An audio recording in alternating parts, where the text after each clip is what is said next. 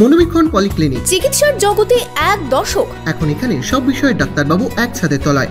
Phone করুন 7477999515 এই নম্বরে।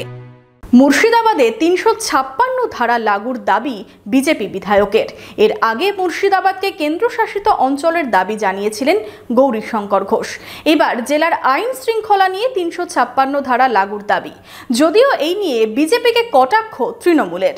স্বাধীনতা দিবস উপলক্ষে কাবেরীতে চলছে সব ধরনের পোশাকে আপ টু 70% অফ। অফারটি চলবে ২৭ আগস্ট ২০২৪ পর্যন্ত। সঠিক দামে মনের মতো কালেকশন পেতে আজই আসুন কাবেরীতে। কেন্দ্রশাসিত অঞ্চলের দাবির পর এবার মুর্শিদাবাদ জেলায় ৩৫৬ ধারা লাগুর দাবি বিজেপি বিধায়কের।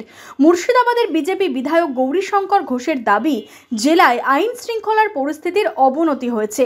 অনুপ্রবেশের অভিযোগও তুলছেন বিজেপি বিধায়ক। রাজ্য জুড়ে নৈরাজ্য, জেলা জুড়ে নৈরাজ্য চলছে। আইনের শাসন বলে কিছু নেই। সবার বাড়িতে পিস্তল বোম রয়েছে। পুলিশ জেনেও তল্লাশি করে না।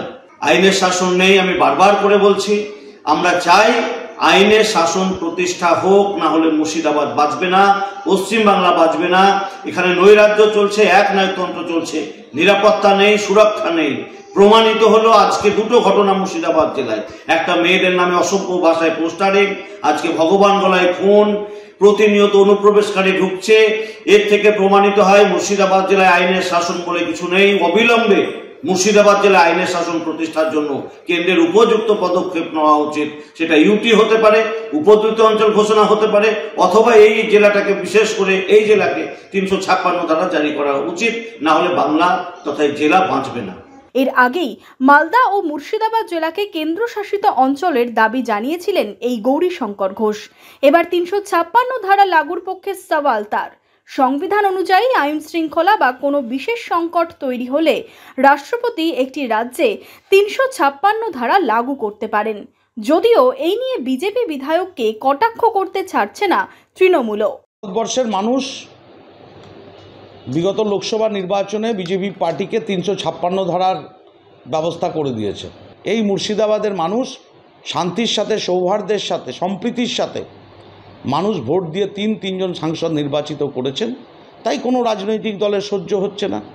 তাই কখনো উত্তরবঙ্গের নামে, কখনো মালদা মুর্শিদাবাদের নামে, কখনো কেন্দ্রশাসিত করতে হবে, কখনো নর্থ ইস্টার্ন কাউন্সিলে যোগ করার কথা বলতে হবে, কখনো আবার আজকে ৩৫৬ ধারার কথা বলছে, উপদ্রুত এলাকা ঘোষণা করার কথা বলছে বিজেপি পার্টি, অনুপ্রবেশকারীদের কথা বলছে।